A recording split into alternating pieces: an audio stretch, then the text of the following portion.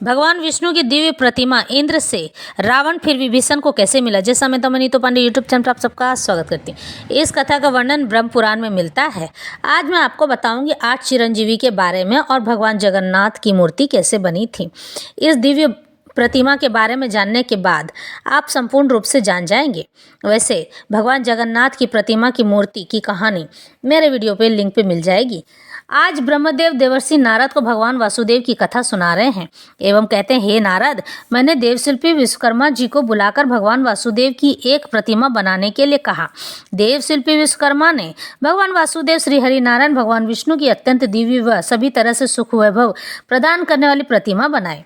जब यह प्रतिमा तैयार हो गई, यह प्रतिमा इंद्रदेव को मैंने सौंप दी और इंद्रदेव अपने इंद्रलोक अमरावती भगवान विष्णु की प्रतिमा लेकर चले गए और वहां पर श्री हरि वासुदेव भगवान विष्णु का अत्यंत व सुखद देने वाला पूजा अर्चना की, जिसकी दिव्यता से इंद्र नमोची दैत्य एवं वृत्तासुर का वध कर दिए और हजारों वर्षों तक देवराज इंद्र की उपाधि प्राप्त करके अपना शासन किए। त्रेता युग में फिर वहीं ब्रह्मा जी की घोर तपस्या करके रावण ने अनेकों दुर्लभ वरदान प्राप्त किए थे।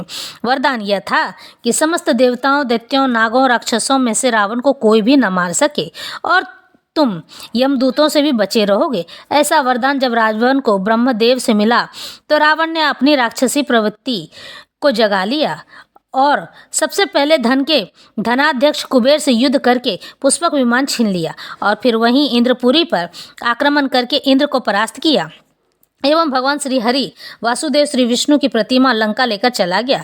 और जब उस अलौकिक भगवान विष्णु की प्रतिमा को विभीषण ने देखा तो अपने ज्येष्ठ भ्राता बड़े भाई रावण से विनती करने लगे एवं अनेकों प्रकार से मनाने लगे। तो रावण कहता है, क्या बात है विभीषण, तुम आज मुझसे इतना प्रणय निवेदन क्यों कर रहे हो। तो रावण से डरते हुए विभीषण ने कहा, भ्राता, मुझे यह प्रतिमा दे दीजिए। तो रावण उस प्रतिमा की दिव्यता को नहीं समझ पाया और वह प्रतिमा भगवान वासुदेव श्री हरि विष्णु की प्रतिमा विभीषण को देते हुए कहते हैं कि इस प्रतिमा का आखिर मैं क्या करूँगा, सो तुम ही इसे ले लो। और वह प्रतिमा विभीषण को प्राप्त हो गई। फिर विभीषण ने उनका अभिषेक किया और नित्य उनकी पूजा उपासना करने लगे, जिस कारण से भगवान विष्णु की उस प्रतिमा ने उन्हें चिरंजीवी का आशीर्वाद प्रदान किया और हमारे 8 चिरंजीवियों में से एक माने जाते हैं। मैंने 8 चिरंजीवी ही कहा है। इसका वीडियो मेरे शॉर्ट वीडियो लिंक पे मिल जाएगी। फिर भगवान विष्णु की उस प्रतिमा को श्री राम अपने साथ अयोध्या लेकर चले गए और फिर वहाँ उनका पूजन किया। फिर जब श्री राम ने जल समाधि ली थी तो उस प्रतिमा को समुद्र देव को सौंपकर बैकुंठ चले गए थे।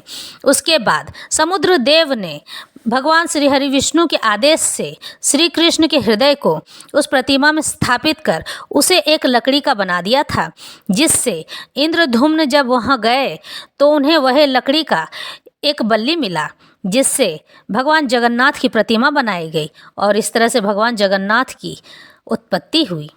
आज की कथा यहीं संपन्न होती है।